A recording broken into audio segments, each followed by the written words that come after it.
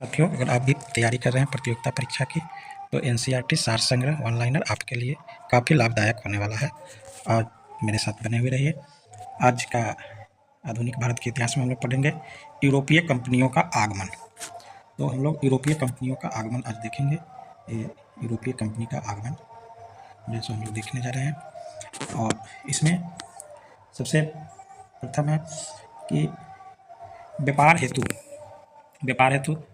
समुद्री मार्ग से भारत आने वाले प्रथम यूरोपीय कौन थे? व्यापार करने के लिए, मैंने व्यापार करने के लिए समुद्री मार्ग से आने वाले प्रथम यूरोपीय थे ये पुर्तगाली थे। कौन थे? पुर्तगाली। सबसे पहले आने वाले पुर्तगाली थे। अगला है यूरोप से भारत आने के लिए समुद्री मार्ग की खोज किसके द्वारा की गई?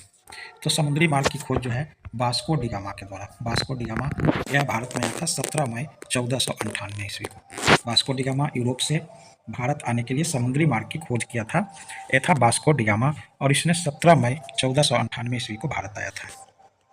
आगे कालीकट बंदरगाह के तट पर किसने वास्को डी गामा का स्वागत किया? तो वास्को डी गामा कालीकट बंदरगाह पर पहुंचा था, समुद्री मार्ग से आया था। तो वहाँ का एक स्थानीय राजा थे, स्थानीय शासक थे, जिसका नाम था जमोरिन। तो वास्को डी गामा का स्वागत करने वाले थे जमोरिन।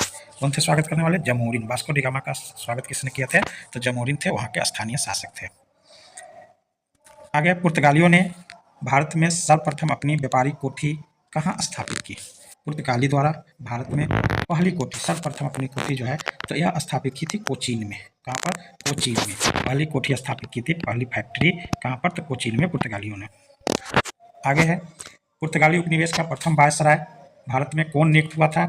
तो पुर्तगाली उपनिवेश का जो प्रथम वायसराय था ये Francisco de Almeida. Francisco de Almeida था। अल्मीडा याद रखेंगे, फ्रांसिस्को द अल्मीडा। यह जो है पुर्तगाली उपनिवेश का प्रथम वायसराय था, फ्रांसिस्को द अल्मीडा। आगे है भारत में तंबाकू की कृषि एवं प्रिंटिंग प्रेस का प्रारंभ करने का श्रेय पुर्तगालियों को दिया जाता है। भारत में तंबाकू की खेती और प्रिंटिंग प्रेस का प्रारंभ किसके द्वारा किया गया था? पुर्तगालियों को दिया जाता है। भारत में प्रथम प्रिंटिंग प्रेस की स्थापना 1556 में गोवा में की गई थी।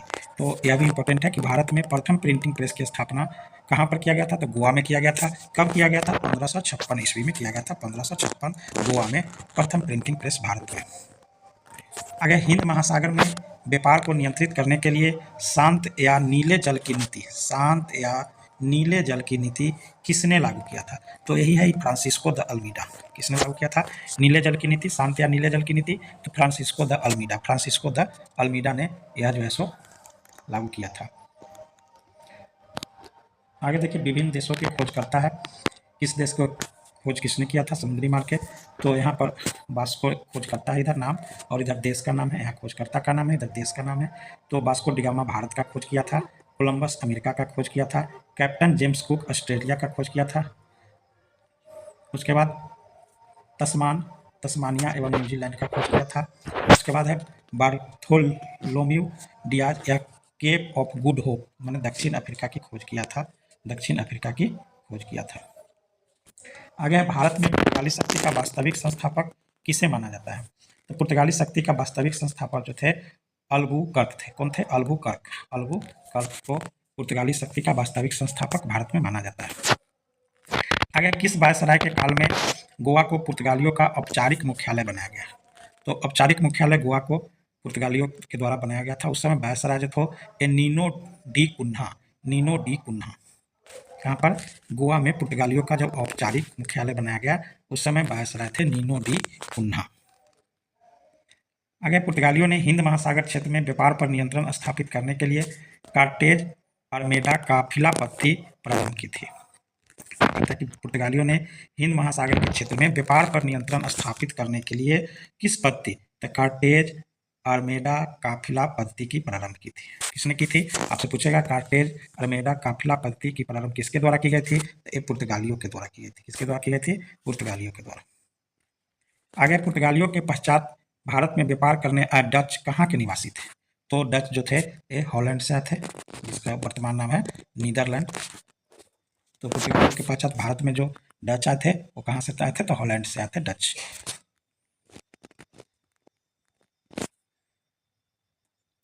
आगे कंपनी का नाम और किस देश से है? तो पहला है पुर्तगाली ईस्ट इंडिया कंपनी, यह पुर्तगाल से कब इसकी स्थापना हुई तो 1498 में, और भारत में इसकी पहली फैक्ट्री बनी कोचीन में। आगे अंग्रेजी ईस्ट इंडिया कंपनी, तो ये ब्रिटेन से थी और 1600 ईस्वी में इसकी स्थापना हुई और इसकी पहली फैक्ट्री सूरत में। अंग्रेजी ईस्ट इंडिया कंपनी की पहली फैक्ट्री सूरत में 1600 ईस्वी में। आगे है United East India Company of Netherland. United East India Company of Netherland ये हॉलैंड से आई थी। 1602 ईस्वी में इसकी स्थापना हुई और इसका पहला फैक्ट्री जो है मछलीपट्टनम में बना था। मछलीपट्टनम में जो है सो यूनाइटेड ईस्ट इंडिया कंपनी। उसके बाद Danish east India company. Danish east India company ये डेनमार्क देश से आया था और ये 1616 ईस्वी में इसकी स्थापना हुई और इसका जो पहला फैक्ट्री भारत में बना ये त्रावणकोर में बना है। त्रावणकोर, ठीक है, त्रैकोबार भी बोला जाता है। त्रावणकोर में यह बना है। उसके बाद फ्रांसीसी ईस्ट इंडिया कंपनी। फ्रांसीसी ईस्ट इंडिया कंपनी जो है यह फ्रांस की थी। ये 1664 ईस्वी में इसकी स्थापना हो और इसका भी पहला फैक्ट्री जो था इस सूरत में था। तो यूरोपीय कंपनी का भारत में आगमन का क्रम है, पहले पुर्तगाल आया है, पुर्तगाल के बाद डच, डच के बाद ब्रिटिश, ब्रिटिश के बाद डेनिश, डेनिश के बाद फ्रांसीसी और फ्रांसीसी के बाद स्वीडिश आया। तो इस तरह से भारत में आने का क्रम भी पूछा जाता है कि सबसे पहले किसने आया, पुर्तगाली ने, पुर्तगाली के बाद डच, डच के बाद ब्रिटिश, ब्रिटिश के बाद डेनिश, डेनिश के बाद फ्रांसीसी और उसके बाद स्वीडिश ने आया था। आगे है कि यूरोपीय शक्तियाँ। भारत में पुर्तगाली कंपनी ने सर्वप्रथम 1498 ईस्वी में प्रवेश किया तथा भारत में सबसे अंत में यही गए हैं। तो पुर्तगाली जो है ये सबसे पहले आए हैं 1498 में और सबसे अंत में यहाँ से 1961 ईस्वी में यही भारत से गए थे। गोवा पर इनका अधिकार था पुर्तगालियों का और 1961 ईस्वी में इन्होंने सबसे अंत में भारत से गए थे। हम लोग पढ़ रहे हैं एनसीईआरटी सार संग्रह, एनसीईआरटी सार संग्रह पढ़ रहे हैं। आगे किस यूरोपीय शक्ति द्वारा भारत में मसालों के निर्यात के स्थान पर कपड़ों के निर्यात की प्राथमिकता दी गई? मसालों के निर्यात के स्थान पर कपड़ों के निर्यात की प्राथमिकता दी गई थी डचों के द्वारा। किसके द्वारा? डचों के द्वारा। ये डचों के द्वारा दिया गया था कपड़ा की प्राथमिकता। आगे भारत के साथ व्यापार के लिए सर्वप्रथम संयुक्त पूंजी कंपनी किसने आरंभ की? तो संयुक्त पूंजी कंपनी आरंभ करने वाले भी डच थे, डच ही आरंभ किए हैं। वर्ष 1759 में बेदरा का युद्ध, बेदरा का युद्ध देखिए यहाँ, बेदरा का युद्ध किन दो यूरोपीय शक्तियों के बीच लड़ा गया? किन दो यूरोपीय शक्तियों के मध्य लड़ा गया? सबसे पहले बेदरा का युद्ध हुआ है 1759 ईस्वी। कब हुआ है? 1759 ईस्वी में। और किसके किसके बीच है? तो डच एवं अंग्रेज के बीच। बेदरा का युद्ध किसके बीच? डच एवं अंग्रेजों के बीच। कब हुआ है? 1759 ईस्वी में।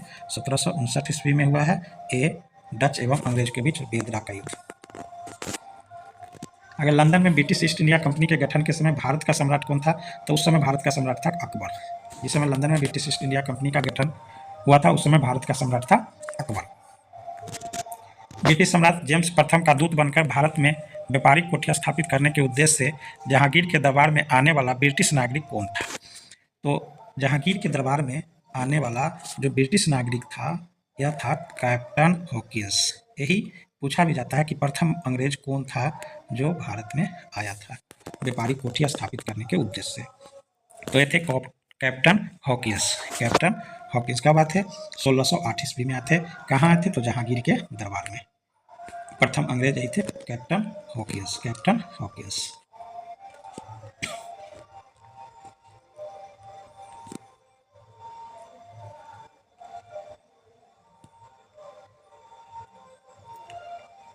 अब है हम लोग का प्रमुख शहरों के संस्थापक।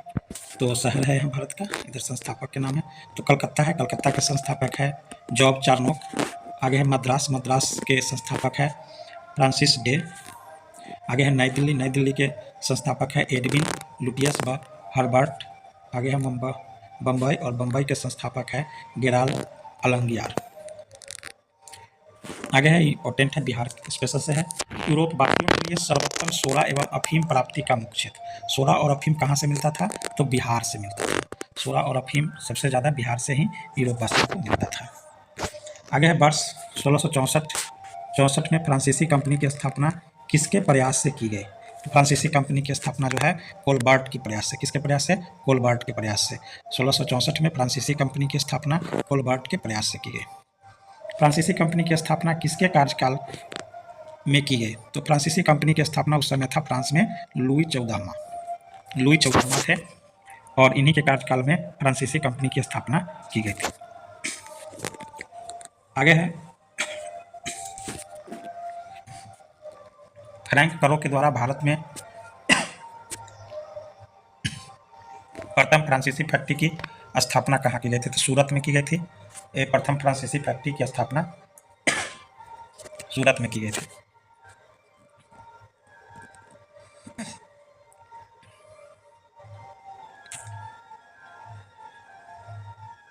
आगे है, ब्रिटिश ईस्ट इंडिया कंपनी द्वारा भारत में प्रथम अस्थायी कारखाना मछलीपट्टनम में 1611 ईस्वी में तथा प्रथम अस्थायी कारखाना सूरत में 1613 में स्थापित किया गया था। ब्रिटिश ईस्ट इंडिया कंपनी द्वारा भारत में प्रथम अस्थायी कारखाना कहाँ पर? तो अस्थायी पूछेगा तो मछलीपट्टनम में 1611 ईस्वी में, और अस्थायी पूछेगा तो सूरत में 1613 ईस्वी में स्थापित किया गया था।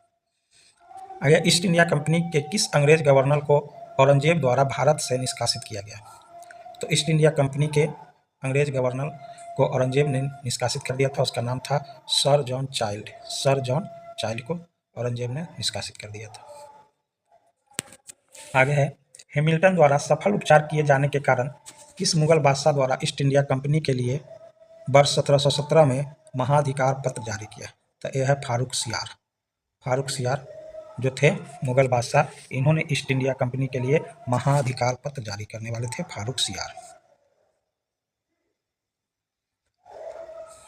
आगे 1661 ईस्वी में इंग्लैंड के राजा चार्ल्स द्वितीय का विवाह पुर्तगाली राजकुमारी कैथरीन के साथ हुआ। इस अवसर पर पुर्तगालियों ने चार्ल्स द्वितीय को दहेज के रूप में बम्बई द्वीप प्रदान किया और 1668 ईस्वी में चार्ल्स द्वितीय ने 10 पाउंड वार्षिक किराया लेकर बम्बई ईस्ट इंडिया कंपनी को दे दिया। तो चार्ल्स द्वितीय का विवाह पुर्तगाली राजकुमारी के साथ हुआ और पुर्तगालियों ने चार्ल्स द्वितीय को दहेज के रूप में बम्बई का द्वीप दे दिया था और चार्ल्स द्वितीय ने उसको 10 पाउंड किराया लेकर के ईस्ट इंडिया कंपनी को दे दिया था।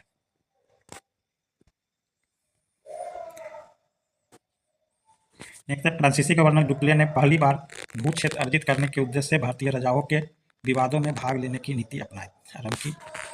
फ्रांसीसियों द्वारा पोर्ट लुई नामक किला कहाँ बनवाया गया? तो पंडिचेरी में। पंडिचेरी का प्रथम फ्रांसीसी गवर्नर कौन था? Franco Martin. पंडिचेरी का प्रथम फ्रांसीसी गवर्नर फ्रांको मार्टिन थे।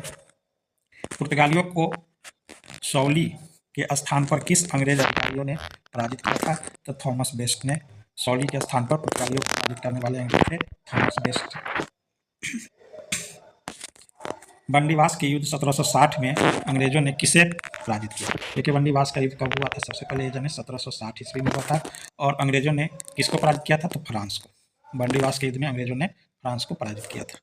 अगर कर्नाटक का युद्ध किनके मध्य लड़ा गया? तो कर्नाटक का युद्ध अंग्रेज और फ्रांस के बीच लड़ा गया था। कर्नाटक का युद्ध अंग्रेज और फ्रांस के बीच लड़ा गया था। प्रथम कर्नाटक युद्ध किस संधि के माध्यम से समाप्त हुआ? तो प्रथम कर्नाटक युद्ध था एक्सला-सैपिल की संधि। एक्सला-सैपिल की संधि द्वारा यह समाप्त हुआ 1748 ईस्वी में कर्नाटक का प्रथम युद्ध।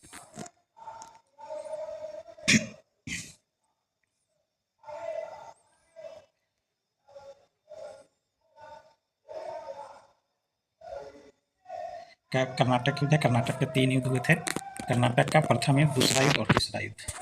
यहाँ कर्नाटक का प्रथम युद्ध हम लोग देख रहे हैं। प्रथम युद्ध हुआ था 1746-47 में। दूसरा युद्ध हुआ था कर्नाटक का 1751 से 55 में और तीसरा युद्ध हुआ था 1758 से 63 में। और पहला युद्ध जो हुआ था, इसका प्रमुख कारण था ऑस्ट्रिया के उत्तराधिकार का युद्ध, दूसरा था कर्नाटक के उत्तराधिकार का युद्ध और तीसरा का जो हुआ था उसका कारण था सप्तवर्षीय युद्ध एवं औपनिवेशिक कारण था। औपनिवेशिक कारण। और यह युद्ध जो है समाप्त हुई किस संधि के द्वारा? तो प्रथम युद्ध जो कर्नाटक का समाप्त हुआ एक्सला-सैपिल की संधि द्वारा, दूसरा का पंडिचेरी की संधि द्वारा और तीसरा का पेरिस की संधि द्वारा। और प्रथम युद्ध जो हुआ एक्सला-सैपिल की संधि, इसका कोई परिणाम नहीं निकला है। दूसरा का ब्रिटेन मजबूत स्थिति में और तीसरा का में फ्रांस की पराजय हो गया।